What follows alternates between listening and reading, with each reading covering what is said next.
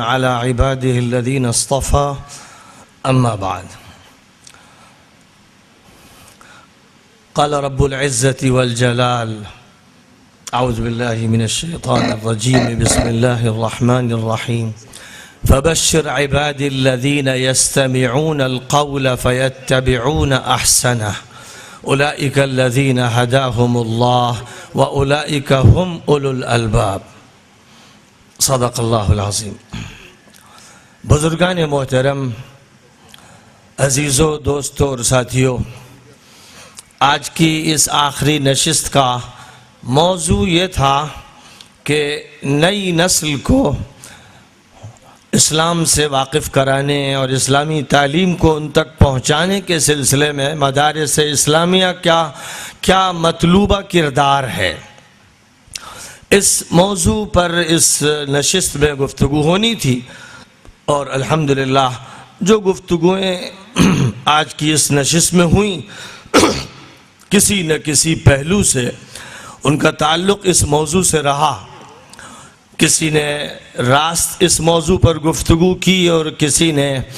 اس کے کسی ضمنی موضوع کو پیش نظر رکھا اور اس پر گفتگو فرمائی۔ ایک آدمی جب کسی سپر مارکیٹ میں جاتا ہے اور اس کے ذہن میں مختلف قسم کی ضروریات ہوتی ہیں تو وہ سپر مارکیٹ کے مختلف سیکشنز میں پہنچتا ہے اور اپنی اپنی ضرورت کی چیزیں پسند کرتا ہے، منتخب کرتا ہے اور ایک جگہ ان کو جمع کرتا ہے، ان کی خریداری کا فیصلہ کرتا ہے۔ جس طرح یہ عمل مادی زندگی میں ہم اختیار کرتے ہیں، مختلف چیزوں کو لینے کے لیے بازار جاتے ہیں اور جس بازار میں ساری چیزیں مہیا ہوتی ہیں وہاں پر ہم اپنی ضروریات کو پورا کرنے کے لیے مارکیٹ کے مختلف پہلوؤں کو دیکھتے ہیں اور اس وقت یہ موضوع نہیں زیر بحث ہوتا کہ جس چیز کو ہم لے رہے ہیں یہ کس ملک کی بنی ہوئی ہے، کس کمپنی نے بنائی ہے، یہ ہمارا اصل موضوع نہیں ہوتا۔ یہ ضرور ہے کہ ایک مسلمان یہ سمجھنا چاہتا ہے کہ یہ چیزیں حلال ہیں کہ نہیں، حرام کے قریب اسے نہیں پھٹکنا ہے، لیکن اگر حلال مارکیٹ ہے تو وہ اپنی ضرورت کو چاہتا ہے، اپنی پسند کو پیش نظر رکھتا ہے اور چیزوں کا انتخاب کرتا ہے۔ ہم میں سے جس کے گھر میں آپ جائیں گے تو آپ کو اس گھر کا صوفہ سیٹ، گھر کی مسہری، گھر کے گدے، گھر کی چادریں، گھر کے ساز و سامان مختلف کمپنیوں کے، مختلف ملکوں کے نظر آئیں گے۔ اپنے گھر کو سجانے کے لیے جو انتظام کیا جاتا ہے، جو اہتمام کیا جاتا ہے، مدارس اسلامیہ کو، تعلیم گاہوں کو، دینی مراکز کو اس طرح سوچنا چاہیے کہ دنیا کی اس مارکیٹ میں جس کا تعلق تعلیم گاہوں سے ہے، اداروں سے ہے، مراکز سے ہے، ہمیں دیکھنا چاہیے کہ ہماری پسند کی کون سی چیز ہے، کس چیز کو ہم اختیار کر سکتے ہیں، اپنے لیے منتخب کر سکتے ہیں، اس نگاہ سے دیکھنا چاہیے اور اس کے بعد جو چیز بھی ہمارے کام آنے والی ہو اسے اختیار کرنا چاہیے۔ یہ نہیں ہونا چاہیے کہ ہم ضرورتیں رکھتے ہیں اور ہمیں کچھ چیزیں خریدنی ہیں اور مارکیٹ میں ٹہل کر چلے آئے، تفریحی وقت گزارا اور واپس آ گئے۔ ایسا آدمی بڑا نادان ہوتا ہے، وقت اپنا ضائع کرتا ہے اور اس کی ضرورتیں لٹکی رہتی ہیں، کبھی پوری نہیں ہوتی۔ بسا اوقات یہ بات دیکھنے میں آتی ہے کہ بڑے اچھے سیمینار ہوتے ہیں، کانفرنسیں منعقد کی جاتی ہیں، مختلف موضوعات پر مذاکرے ہوتے ہیں اور بڑی اچھی کام کی باتیں لوگوں کے سامنے آتی ہیں اور لوگ نہ اس کا اہتمام کرتے ہیں کہ اپنے ذہن میں محفوظ کر لیں اور نہ اس کا کرتے ہیں کہ کاپی پہ نوٹ کر لیں اور خاص طور پر اس کا اہتمام تو کرتے ہی نہیں کہ اپنے مکتب میں یا اپنے اسکول میں اس کو نافذ کریں۔ اگر عمل اس طرح اختیار کیا جائے کہ جو چیز بھی ہمارے کام کی ہے اسے ہم منتخب کریں، اگر ہمارے ماتحت کوئی مکتب، مدرسہ، اسکول ہے تو اس میں اس کو اپنا لیں اور اگر کسی دوسرے تک ہم کسی مفید بات کو پہنچا سکتے ہیں تو پہنچائیں۔ یہ طریقہ کار اختیار کر لیا جائے تو بہت تیزی سے تبدیلی آئے گی اور یہ مسئلہ کہ نئی نسل کو اسلام سے کیسے روشناس کرایا جائے، اسلامی تعلیمات کو کیسے عام کیا جائے، کوئی مسلمان محروم نہ رہنے پائے، یہ مسئلہ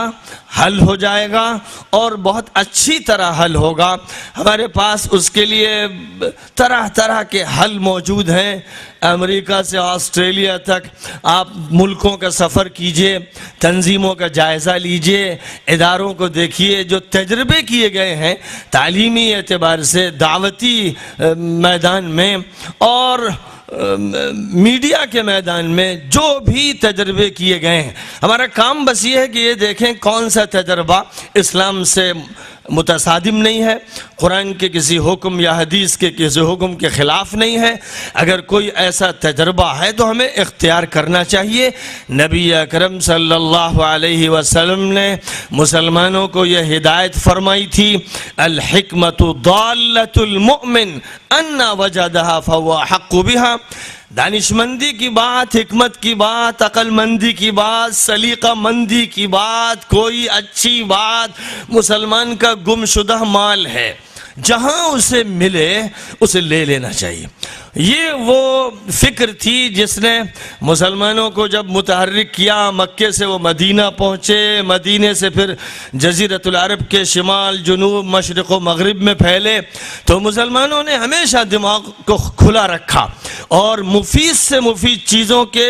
استعمال کے لیے اپنے کو تیار پایا، اور اس حکیمانہ نبی پاک علیہ السلام کے فرمان کو پیش نظر رکھتے ہوئے کسی بھی مسئلے کے لیے جس چیز کو بھی ضروری سمجھا اختیار کیا۔ جنگ کا مسئلہ ہو تو اکتفا تلوار پر، نیزوں پر، بھالوں پر نہیں کیا گیا، بلکہ منجنیق کو اختیار کیا گیا، دبابہ کو اختیار کیا گیا۔ یمن کے شمال میں منجنیقیں اور دبابے تیار کیے جاتے تھے، منجنیق توپ کی جگہ پر اور دبابہ ٹینک کی جگہ پر، یہ اس وقت کے لیٹسٹ ہتھیار تھے۔ نبی صلی اللہ علیہ وسلم نے ان کا استعمال فرمایا۔ وہ مشرکوں کے ہاتھوں بنائے ہوئے تھے یا مسلمانوں کے ہاتھوں؟ ظاہر ہے کہ مشرکوں نے بنایا تھا، مسلمانوں نے ابھی اس ٹیکنالوجی کو سیکھا نہیں تھا، لیکن آپ نے اس ٹیکنالوجی کا استعمال کیا اور جنگ خیبر میں آپ کو منجنیقیں اور دبابے ملے تو آپ نے ان کو اپنے پاس لیا، اپنے قبضے میں، اور جب طائف کے قلعے کے خلاف کارروائی ہوئی تو پھر منجنیق کا استعمال کیا گیا، دبابے کا استعمال کیا گیا۔ اسی طرح جس وقت مسئلہ آیا جنگ احزاب کا اور مشورہ صحابہ کرام سے حضور پاک علیہ السلام نے فرمایا تو حضرت سلمان فارسی نے ایک پرشین حکمت عملی کا تذکرہ کیا۔ اس وقت تک جزیرۃ العرب میں جنگی حکمت عملی کے طور پر اسے اختیار نہیں کیا گیا تھا، اور وہ یہ کہ خندق کھود کر حفاظت کی جائے اپنے علاقے کی۔ حضرت سلمان فارسی نے خندق کے کھودنے کا مشورہ دیا کہ شمالی علاقہ مدینہ منورہ کا ایسا آسان علاقہ ہے اور بالکل ہموار ہے کہ فوج تیزی کے ساتھ کارروائی کر سکتی ہے۔ اس کے مشرق میں اور مغرب میں بڑی سنگلاخ زمینیں ہیں، وہاں سے فوجی کارروائی نہیں ہو سکتی، اور جنوب میں بڑے گھنے کھجور کے باغات ہیں، وہاں سے بھی تیزی کے ساتھ کوئی کارروائی نہیں ہو سکتی، لیکن شمالی علاقہ کھلا ہوا ہے، اگر اس علاقے میں ایک خندق کھود دی جائے تو دشمن تیزی کے ساتھ حملہ آور نہیں ہو سکے گا۔ تو حضور صلی اللہ علیہ وسلم نے یہ نہیں فرمایا کہ یہ تو پرشین حکمت عملی ہے، پارسیوں نے اس پر عمل کیا، ہم مسلمانوں کو اس کو اختیار نہیں کرنا چاہیے۔ آپ نے حضرت سلمان کے مشورے کو قبول فرمایا اور صحابہ کرام کو حکم دیا گیا، اور خود آپ بھی شریک ہو گئے کہ خندق کھودی جائے۔ اور تقریباً 3 میل لمبی خندق، 10 فٹ چوڑی اور 10 فٹ گہری خندق کھودنے کا عمل 3000 صحابہ نے شروع کیا، اور حضور صلی اللہ علیہ وسلم ان کی رہنمائی کرتے رہے۔ یہ ایک مسئلہ نہیں ہے، بلکہ جتنے بھی زندگی کے مسائل ہیں ان تمام مسائل میں یہ بات سامنے آتی ہے کہ الحکمت ضالۃ المؤمن پر سب سے پہلے نبی نے عمل کیا، پھر اس کے بعد ابو بکر صدیق، عمر فاروق، عثمان ابن عفان، علی ابن ابی طالب نے خلافت راشدہ کے دور میں اس سے پورا فائدہ اٹھایا۔ مسئلہ جنگ کا درپیش ہو یا کوئی تمدنی مسئلہ سامنے آ رہا ہو یا کوئی سیاسی تدبیر اور حکمت عملی کا موضوع ہو، ہمیشہ یہ بات رہی کہ کوئی بھی اگر حکیمانہ بات ہے اسلام سے اس اس کا کوئی ٹکراؤ نہیں ہے ہمارے عقائد سے، ہمارے بنیادی افکار سے، تو ہمیں اسے اختیار کرنا چاہیے۔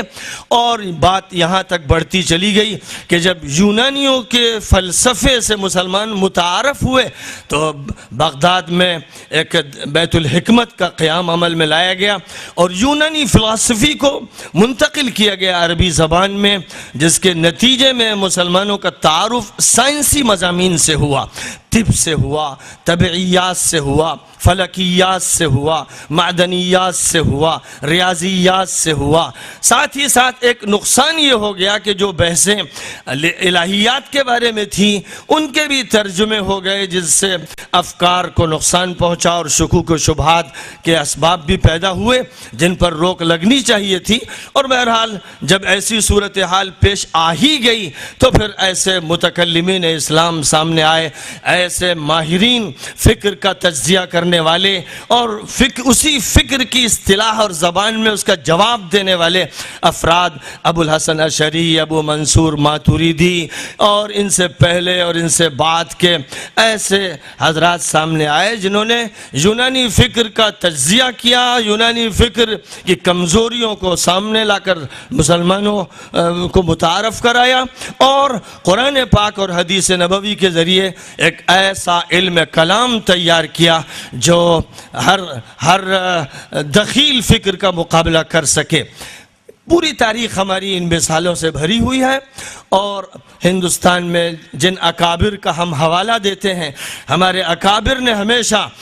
حالات کا جائزہ لیتے ہوئے اپنی حکمت عملی تیار کی، کبھی جنگ کے میدان میں کودے، کبھی تبلیغی دورے کیے، کبھی جہاد کے لیے قوم کو تیار کیا، کبھی پشاور میں حکومت کا قیام عمل میں لایا گیا، کبھی ہندوستان کو دارالحرب قرار دیا گیا، کبھی بحث و تحقیق و تالیف و تصنیف کے میدان میں کارہائے نمایاں انجام دیے گئے، کبھی حکمت عملی مدارس کے شکل میں سامنے آئی، کبھی سیاست کے میدان میں قدم رکھا گیا، کبھی خلافت تحریک اس ملک میں عام کی گئی اور اس میں بھرپور حصہ لیا گیا، کبھی کانگریس کے ساتھ دے کر جمعیت العلماء نے اس ملک کی سیاست کو ایک ایسا رخ دیا ہندو مسلم بھائی چارے کا جس سے اس ملک کو آزادی سے ہم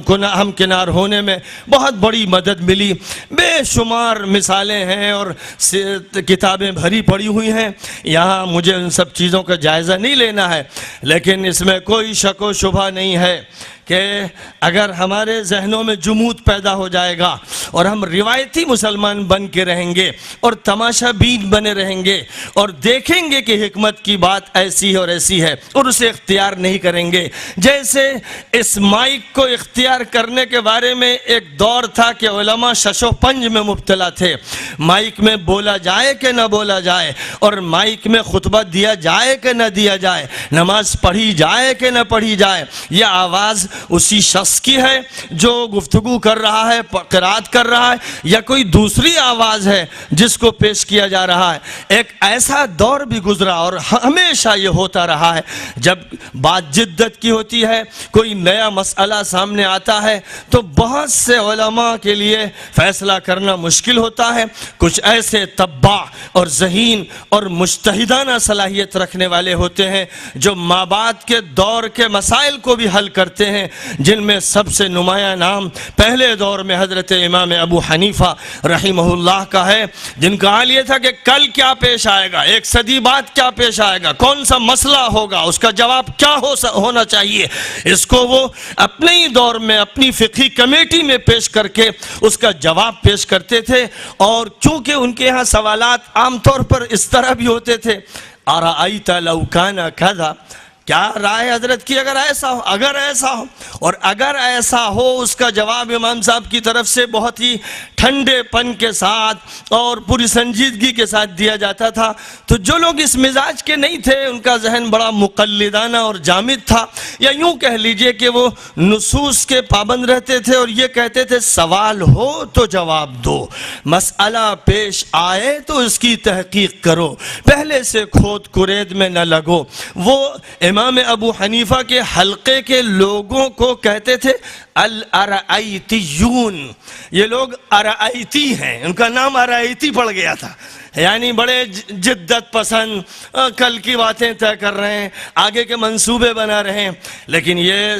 ذہن حضرت امام ابو حنیفہ نے دیا اور بعد میں تمام مسالک کے لوگوں نے اس سے اتفاق کیا. ابتدائی دور میں اس کے بارے میں اشکالات رہے، لیکن پھر مالکیہ نے، شوافع نے، حنابلہ نے آگے کے بارے میں باتیں طے کی. جب کوئی سوال سامنے آیا تو اس کا جواب دیا، اور امت کے مجتہدانہ ذہن رکھنے والے علماء نے ہر دور میں یہ کام کیا. ہندوستان میں اس کی بڑی شاندار مثال حضرت شاہ ولی اللہ دہلوی کا وہ فکر ہے، وہ فکر بلند اور ارجمند، جس نے اس ہندوستان کے علماء کی تربیت فکری کا ایک ایسا انتظام فرمایا اور ایسے بالغ نظر اور مجتہدانہ صلاحیت کے لوگ تیار کیے، جنہوں نے ایک ایک صدی، دو صدیوں کو جھانک لیا اور ان کے بارے میں منصوبہ سازی کی. حجت اللہ البالغہ. سچی بات یہ ہے کہ تصنیفات و تالیفات کی تاریخ اسلام میں ایک شاہکار و بے مثال کتاب ہے. آج تک اس کتاب کا کوئی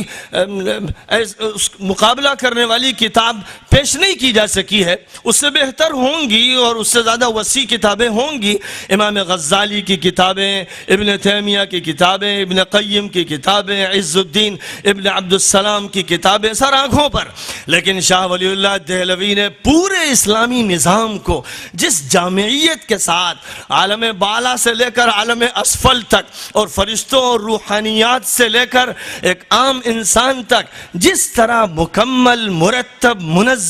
منظم شکل میں پیش کیا ہے، وہ ایک نادر شاہکار ہے. اور اسی کا نتیجہ یہ تھا کہ فکر ولی اللہ کے حامل،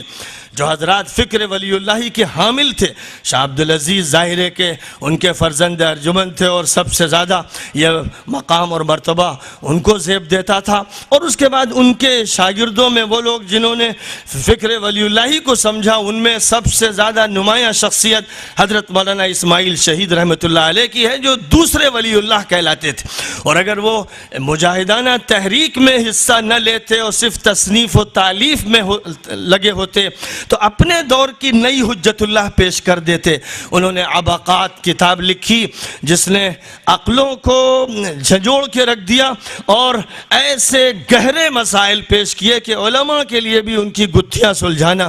آسان نہیں ہے. تو بہرحال حضرت شاہ اسماعیل شہید، اور حضرت شاہ اسماعیل شہید جو ولی اللہ کے پوتے تھے اور کہنا چاہیے کہ مجتہدانہ صلاحیت کے حامل تھے، ان کا حال یہ تھا کہ حضرت سید احمد شہید کی امارت اور امامت اور ولایت کی رکاب تھامے رہتے تھے. ان کے ساتھ نیچے چلتے سواری کی رکاب تھامے رہتے، اور جب کوئی مسئلہ ان سے حل نہ ہوتا، جبکہ بڑی بڑی منطق و فلسفے کی کتابوں کے نقطوں کو وہ اس طرح سے نوک زبان سے حل کرتے تھے کہ دیکھنے والے دیکھتے رہ جاتے تھے، لیکن جب ان سے بھی مسئلہ حل نہ ہوتا اور ان کے دوسرے ساتھی اور رشتہ دار مولانا عبدالحی سے بھی حل نہ ہوتا، تو وہ مسئلہ سید احمد شہید کی ملکوتی زبان سے حل ہوتا،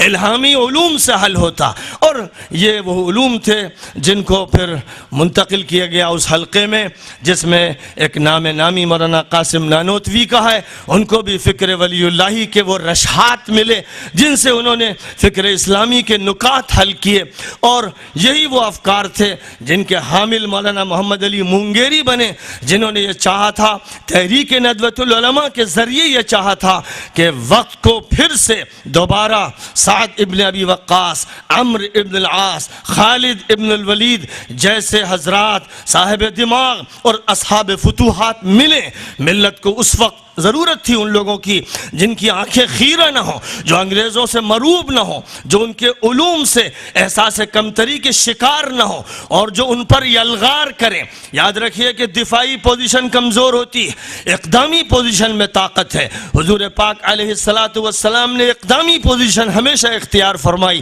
مکہ مکرمہ میں جاہلیت کو چیلنج دیا، کافروں، مشرکوں، دہریوں، ملحدوں کو چیلنج کیا، اور مدینہ منورہ میں تشریف لائے، یہودیوں کو چیلنج کیا. عیسائی وفد آیا تو اس کو چیلنج کیا. دنیا کی پوری آبادی کے سامنے چیلنج پیش کیا۔ کچھ لوگ وہ ہوتے ہیں جو چیلنج کا سامنا کرتے ہیں، پریشان ہوتے ہیں کہ اس کا جواب کیسے دیا جائے۔ اسلام اس لیے نہیں آیا کہ وہ چیلنجوں سے ڈرے اور چیلنجوں کے جواب کے لیے فکر مند ہو، بلکہ اسلام خود ایک چیلنج ہے، ایک طاقت ہے، وہ ایک اقدام ہے، وہ ایک ایسا عمل ہے کہ دوسروں کو مجبور کر دیتا ہے کہ وہ اس کے چیلنج کے بارے میں فکر مند ہوں، وہ سوچیں، وہ ڈپوٹیشن لائیں، وہ وفد لا کر بات کریں کہ کیا چاہتے ہیں جناب، آپ جو چاہتے ہیں فرمائیے، ہم آپ کی چاہت پوری کر دیں، لیکن یہ چیلنجنگ پاور اختیار نہ کیجئے، آپ انقلابی شخصیت بننے کی کوشش نہ کیجئے۔ مکہ مکرمہ میں نبی پاک علیہ السلام سے بار بار کافروں کے وفدوں نے آ کر یہ کہا، اور آپ نے جواب میں قرآن کی زبان میں اور کبھی اپنی زبان میں یہ کہہ دیا کہ مجھے اس کی فکر نہیں، قُلْ يَا أَيُّهَا الْكَافِرُونَ لَا أَعْبُدُ مَا تَعْبُدُونَ۔ اور دوسری طرف یہ فرمایا کہ خدا کی قسم میرے دائیں ہاتھ میں سورج لا کر یہ رکھ دیں اور بائیں ہاتھ میں چاند لا کر رکھ دیں تو میں اپنے اس فکر کو، اس عقیدے کو، اس مشن کو، اس چیلنج کو، اس دعوت کو چھوڑنے والا نہیں، میں اسی میں لگا رہوں گا۔ اور یہ فکر کریں، اپنے گھروں کو بچائیں، میری فکر سے اگر بچانا چاہتے ہیں تو بچا کے دیکھ لیں، ورنہ یہ فکر غالب آ کر رہے گا۔ کلمۃ تقولونها تملکون بها العرب والعجم، یہ وہ دعوت ہے لا الہ الا اللہ کی، یہ وہ توحیدی نظام ہے جسے غالب آنا ہے، اسے غالب آنے کے لیے پیدا کیا گیا ہے، اور عرب و عجم کی ملکیت اور مالکیت اور ملوکیت اور حکومت کے اس کے اندر وعدے چھپے ہوئے ہیں۔ مسلمان کو ہر دور کا سامنا اسی نفسیات کے ساتھ کرنا چاہیے، عقیدے کی اسی طاقت کے ساتھ کرنا چاہیے، مستعلیانہ ذہنیت کے ساتھ کرنا چاہیے، نہ کہ متکبرانہ ذہنیت کے ساتھ۔ تکبر ایک الگ چیز ہے اور اسلام کا استعلاء، بالادستی اور سربلندی ایک الگ چیز ہے۔ اللہ نے فرمایا وَأَنْتُمُ الْأَعْلَوْنَ إِن كُنْتُم مُؤْمِنِينَ، تم سربلند ہو اگر مسلمان ہو، اگر ہو تو، اگر تم مومن ہو، اگر تم مسلمان ہو تو تم بالادست ہو، قلت میں بھی، کثرت میں بھی،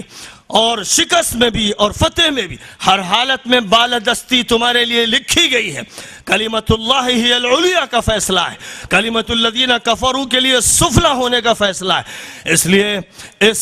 ذہن کے ساتھ اور اسلام کے اس عقیدے کے ساتھ جو ڈائنمک عقیدہ ہے، اسلام کا عقیدہ یہ نہیں سکھاتا کہ آپ سینے میں محفوظ رکھ کے فلسفیانہ اور منطقی بحثوں میں اس کو الجھا کر پیچیدہ بنا دیں اور عقیدہ معقد اور کمپلیکیٹڈ بن جائے۔ اسلام نے یہ نہیں سکھایا، اسلام نے یہ سکھایا کہ عقیدے کی طاقت سے دل و دماغ فتح کرو، تہذیبوں کو فتح کر لو، مذاہب کو فتح کرو، آگے بڑھو اور اپنا کام کرو۔ یہ بات مدرسے میں پڑھائی جائے گی، یہی بات اصل ہے، یہی سب سے پہلا اور آخر موضوع ہے۔ نبی پاک علیہ السلام نے قرآن پاک کے سلسلے میں جو موقف اختیار فرمایا، مکے میں 13 سال اور مدینہ منورہ کے بھی تقریباً 2 سال، تقریباً 15 سال کا موقف یہ تھا کہ صرف قرآن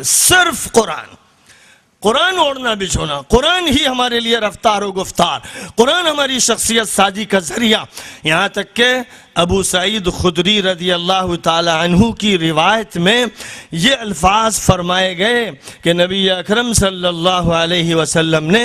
ارشاد فرمایا کہ دیکھو سوائے قرآن کے اور کچھ نہ لو،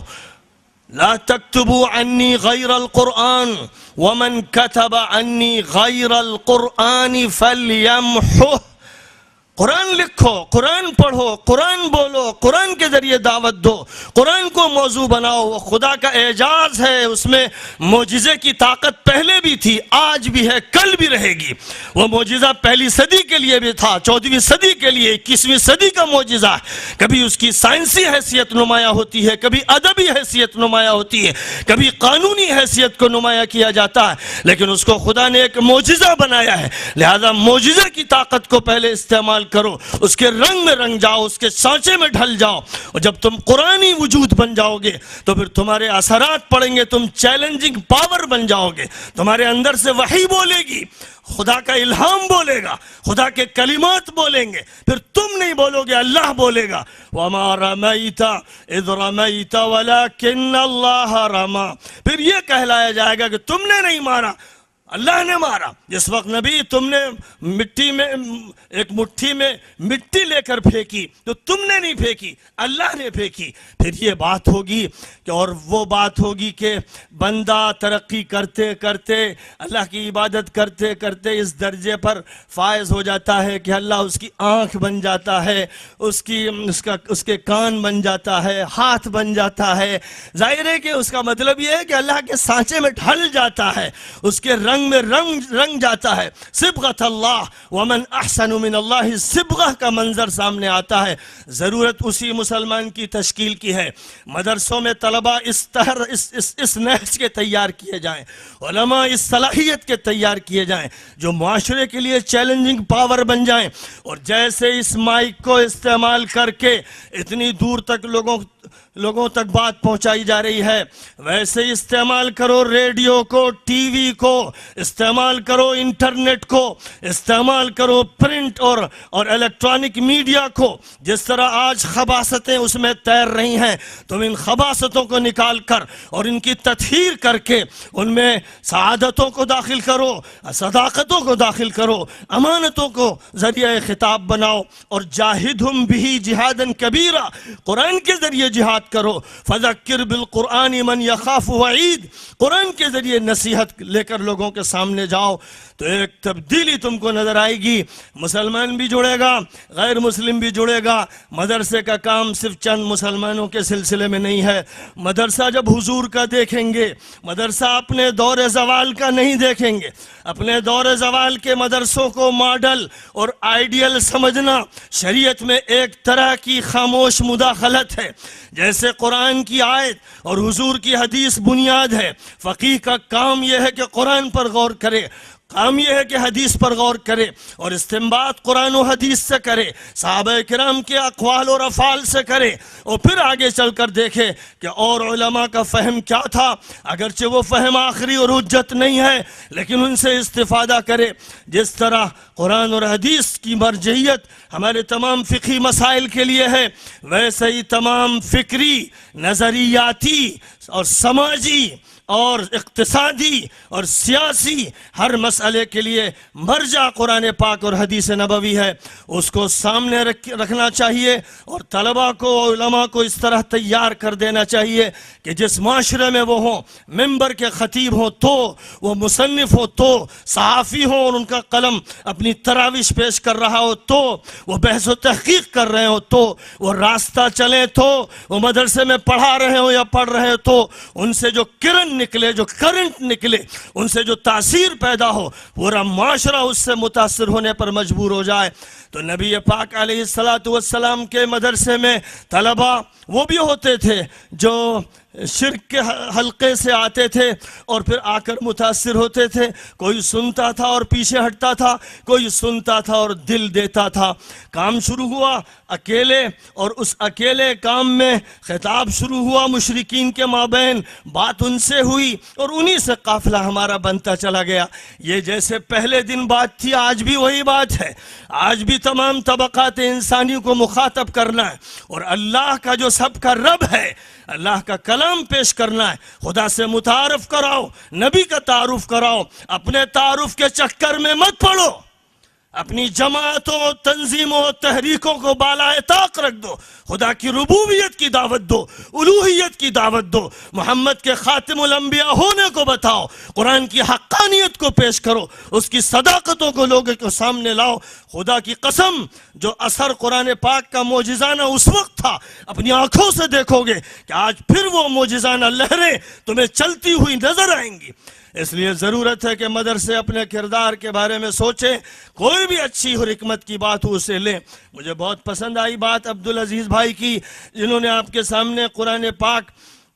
پاک کی تعلیم اور تفہیم اور ہر بچے اور ہر اسکول کے طالب علم اور ہر عامی اور خاصی کو قرآن سے روشناس کرانے کا ایک سہل طریقہ پیدا کیا ہے۔ میں بھٹکل کے تمام مکاتب و مدارس و اسکول و کالجز کے ذمہ داروں سے کہوں گا اور باصرار کہوں گا کہ وہ تشریف لائے ہوئے ہیں، ان کے اس کورس کا تعارف کرائیے اور ہر مکتب و مدرسے میں جاری کیجیے۔ ایک اچھی چیز ہے مختصر وقت میں قرآن سے تعارف ہو سکتا ہے، اس سے فائدہ اٹھایا جائے، جو بات کہی ہمارے بھائی ثناء اللہ نے اس سے فائدہ اٹھایا جائے، جو بات کہی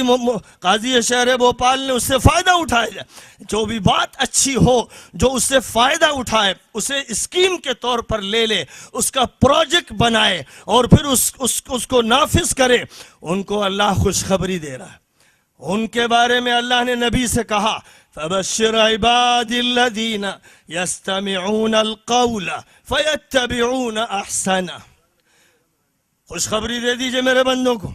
جو بات سنتے ہیں اچھی اچھی باتوں کو چنتے ہیں اور ان پر عمل کرتے ہیں، وہی لوگ عقل مند ہیں، وہی لوگ ہدایت یافتہ ہیں۔ اور جو یہ کام نہ کریں، اچھی سے اچھی بات سامنے آئے اور اسے کنارے ڈال دیں یا بس تماشا بینی کا ثبوت دیں، وہ نہ عقل مند ہیں نہ ہدایت یافتہ ہیں۔ بس مجھے اس وقت یہی کہنا تھا کہ تحریک کو عام کرنا ہے، ہر مدرسے میں ضروری تبدیلی لائی جانی چاہیے۔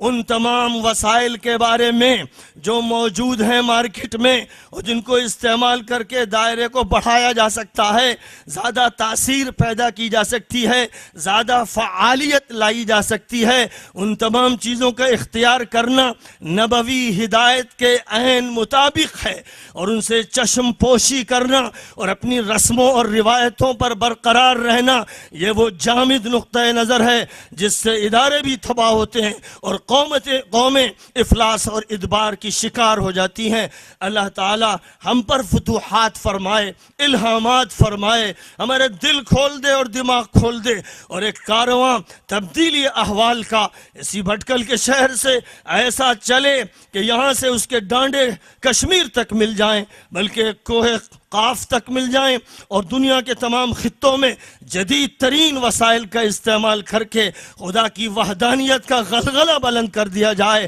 وحدت انسانیت کا پیغام دیا جائے، نبی کا تعارف کرایا جائے، شریعت حقہ کو پیش کیا جائے، پارلیمنٹ کے ایوانوں میں بتایا جائے کہ تمہارے قانون پھیکے ہیں اور تمہارے قانون جرائم پر قابو پانے میں ناکام ہیں، اور قرآن نے جرائم پر قابو پا کر دکھایا، دوبارہ اسے نافذ کرو، قوت کے ساتھ جیسے پیغمبر بولتے تھے ویسے بولنے کی ضرورت ہے۔ انبیاء کے وارثین کی ذمہ داری ہے کہ ان کا لہجہ انبیاء کا ہو، ان کی گفتگو انبیاء کی اصطلاحات میں ہو، وہ پیغمبرانہ مشن لے کر آگے بڑھیں، تب انشاءاللہ اس کے نتائج بھی سامنے آئیں گے اور اللہ قبولیت سے نوازے گا۔ اے اللہ اپنا فضل ہم سب پر فرما دے اور قبولیت کا شرف عطا فرما۔ وآخر دعوانا ان الحمدللہ رب العالمین۔